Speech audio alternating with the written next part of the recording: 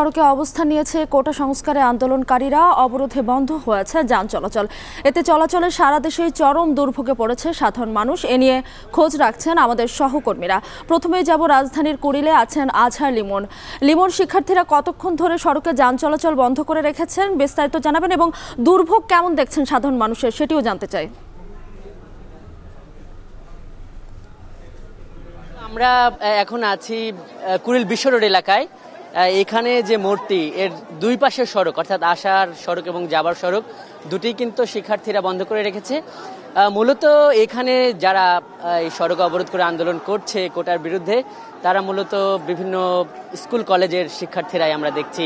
এই ক্যান্টনমেন্টের ভেতরে যে সরকারি বেসরকারি স্কুলগুলো রয়েছে, বাইরের যে সরকারি বেসরকারি কলেজগুলো রয়েছে, এবং যাদের আজকে এইচএসসি পরীক্ষা ছিল তারাও পরীক্ষা শেষ করে এসে এখানে আন্দোলনে যোগ দিয়েছে। এবং বলতে পারি যে বেলা 11:30 থেকে তো শুরু হয়েছে, এই এখন পর্যন্ত প্রায় 4 ঘন্টা ধরে তারা কিন্তু এই সড়ক অবরোধ করে রেখেছে।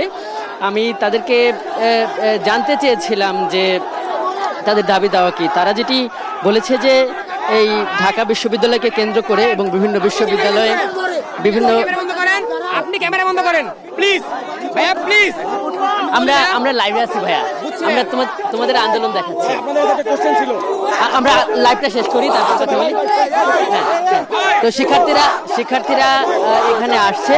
তো তারা যেটি বলছে যে ঢাকা বিশ্ববিদ্যালয়ে শিক্ষার্থীরা যে আন্দোলন করছে, তাদের যে দাবি, তারা এই দাবির সঙ্গে সম্পূর্ণভাবে একমত এবং সেই দাবিতেই তারা মাঠে নেমেছে। বিশেষ করে গতকাল ঢাকা বিশ্ববিদ্যালয় এলাকায় যে একটি সংঘর্ষ হয়েছে, তো সেই তার প্রতিবাদে এবং সেই সংঘর্ষটি কেন হলো এর বিচারও তারা এখানে চাইছে। এবং আমরা দেখছি যে মোটামুটি শুধু এই এলাকা না, এর পাশে কিন্তু রয়েছে প্রগতি সরণি এলাকা। সেই প্রগতি সরণি এলাকায়ও কিন্তু বিভিন্ন বেসরকারি বিশ্ববিদ্যালয়ের শিক্ষার্থীরা কিন্তু এখানে আন্দোলন করছে। এবং আপনাদেরকে জানাতে পারি যে এই যে আন্দোলন, সেই আন্দোলনে কিন্তু এখানে আমরা দেখছি যে শিক্ষার্থীদের সাথে মেয়ে শিক্ষার্থীরাও যোগ দিয়েছে।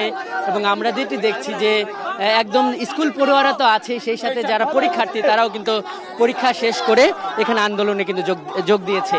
যেটি আমরা কথা বলেছি যে মানুষের ভোগান্তির ব্যাপারে, যাদের ভোগান্তি হচ্ছে তারাও বলছে যে তাদের মিশ্র প্রতিক্রিয়া আছে, তাদের কষ্ট হচ্ছে যাতায়াতে, কিন্তু তারা বলছে যে এই আন্দোলন তারাও বলছে যে সমর্থন করেন। তবে এখানে আমরা এখন পর্যন্ত দেখছি যে পুলিশ এবং শিক্ষার্থীদের মধ্যে এক ধরনের সমঝোতা বা তারা মানে ওই ধরনের কোনো বাধা দেওয়ার কোনো অভিযোগ শিক্ষার্থীরা আমাকে করেননি। আইন শৃঙ্খলা রক্ষা বাহিনীর সদস্যদেরও আমরা এখান থেকে কিছুক্ষণ আগে চলে যেতে দেখেছি। এবং সেই জায়গা থেকে আইন শৃঙ্খলা রক্ষা বাহিনীর সদস্যরাও কিন্তু আমাদেরকে তেমন কোনো তথ্য দেননি। আরেকটি কথা বলি, সেটা হলো যে এখান থেকে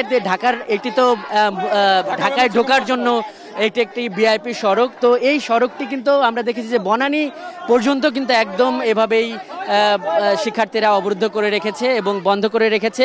বনানীতেও এই কাকলি মোড় ঘিরে আমরা দেখেছি যে সেখানেও শিক্ষার্থীরা কিন্তু বড় ধরনের একটি আসা এবং যাওয়ার দুটি পথে কিন্তু বন্ধ করে রেখেছে। আরেকটি কথা বলি যে এই ক্ষেত্রে অধিকাংশ মানুষ এলিভেটেড এক্সপ্রেসওয়ে ব্যবহার করছে। এলিভেটেড এক্সপ্রেসওয়ে টোল দেবার মুখে কিন্তু সেখান থেকে নানান ধরনের ঘোষণা দিয়ে জানানো হচ্ছে যে কুড়িল বিশ্ব রোডে যে নামার র্যাম্প কিংবা বনানী যে নামার র্যাম্প, মহাখালীর যে নামার র্যাম্প, সেগুলো বন্ধ আছে, সেভাবে বলা হয়েছে। এখানে শিক্ষার্থীরা যেহেতু কম বয়সী, তাদের আবেগ অনুভূতির একটা ব্যাপার আছে, কিন্তু এই শিক্ষার্থীদের মধ্যেই একটা শ্রেণী কিন্তু তারা এই সমস্ত আবেগকে নিয়ন্ত্রণ করে একটা সুশৃঙ্খল আন্দোলন যেভাবে করা যায় সে বিষয়টি কিন্তু তাদের মধ্যে থেকে আমরা দেখছি। সব মিলিয়ে আমরা অন্যান্য দিনের চেয়ে আজকে যেটি দেখছি যে আগে বিশ্ববিদ্যালয়ের শিক্ষার্থীরা এই আন্দোলনে আমরা বিভিন্ন বিশ্ববিদ্যালয় ক্যাম্পাস ঘিরে করতে দেখেছি, কিন্তু এইখানে আমরা দেখছি যে স্কুল এবং কলেজ পর্যায়ের শিক্ষার্থীরাও আছে। এবং তাদেরকে আমি জানতে চেয়েছিলাম যে তারা এখনো ছোট এবং চাকরির জন্য উপযুক্ত হয়নি, তারপরও কেন তারা আন্দোলনে আসলো। তারা বলছে যে আজকে তারা শিক্ষার্থী আছে, কিন্তু ভবিষ্যতে যেহেতু তারা চাকরিতে ঢুকবে বা অন্তর্ভুক্ত হবে, যেই কারণে তাদের বড় ভাইদের, তাদের ভাষায় তাদের বড় ভাইদের যে দাবি, সেই দাবির সঙ্গে কিন্তু তারা একমত। তো মিতু, আমরা এখানে আছি, আস্তে আস্তে আরো বিভিন্ন আশপাশের যে শিক্ষা প্রতিষ্ঠান আছে সেখান থেকেও এখানে শিক্ষার্থীরা আসছে আমরা দেখছি, এবং এই সড়ক অবরোধ করে তাদের যে আন্দোলন সেটি কিন্তু মিতু আমরা এখানে দেখছি যে চলছে। লিমন, আপনি সাবধানে থাকবেন। আমরা শুনছিলাম যে কুড়িলে প্রায় 4 ঘন্টা ধরে শিক্ষার্থীরা রাস্তা অবরোধ করে রেখেছে।